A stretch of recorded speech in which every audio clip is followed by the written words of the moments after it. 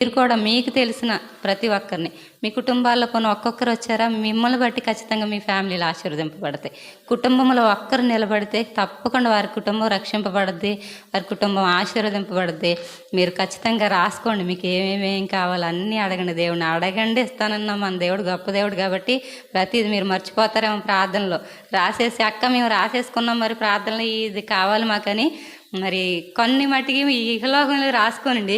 Main ఏంటంటే ఖచ్చితంగా ఆత్మఫలాలు ఆత్మవరాలు మనం పొందుకోవాలండి. అవి పొందుకుంటే ఈ లోకంలో మనం ప్రార్థన అడగక్కర్లేదు అసలు.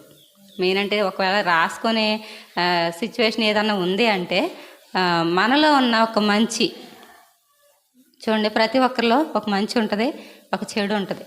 కొంతమందికి చెడు ఉంటుంది, ఉన్నదాన్ని ఒక పేజీలో, మంచి అన్ని ఒక పేజీలో రాసుకున్నాం అనుకోండి, మనిషి నాకు తెలిసి చెడు ఉన్న పేజీ నిండిపోద్ది.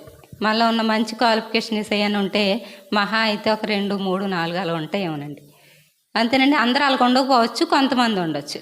కాబట్టి అలా రాసుకొని ఏం చేయాలంటే మనం ప్రార్థన చేసిన ఆయన ఈ చెడు అన్నది ఇంక ఈ రోజు నుంచి మాకు పూర్తిగా తీసివేయండి. ఈ మంచిది ఇంకా మాకు మంచి క్వాలిఫికేషన్స్ మాకు ఇవ్వండి. మా బ్రతుకుల్లో మేము మంచిగా ఉన్న లిస్టులోనే ప్రతీది మాకు ఉండాలి. చెడు అన్నది ఏమాత్రం ఉండకూడదు. ఎందుకు ఉండాలండి? మనం ప్రతీది దేవుడిని అడిగి చేస్తున్నాడు, మనకి హెచ్చిస్తున్నాడు, మనల్ని గనపరుస్తున్నాడు. అడగండి మీకు ఇస్తానంటున్నాడు. అన్ని విషయాలు దేవుల్లో ఉన్న సంతోషం ఏముంది అక్క దేవుళ్ళు అంటారండి మీరు ఎవరైనా? దేవుల్లో ఉన్న సంతోషం అసలు ఎందులో ఉందండి? అసలు సినిమాలో ఉందండి, షికారులో ఉందా, లేకపోతే ఇంకా వేరే వాటిల్లో ఉందా? లేదండి. ఉంది అని భ్రమపడటం తప్ప దేవుల్లో ఉన్న సంతోషం ఇంకా దేనిలో లేదు.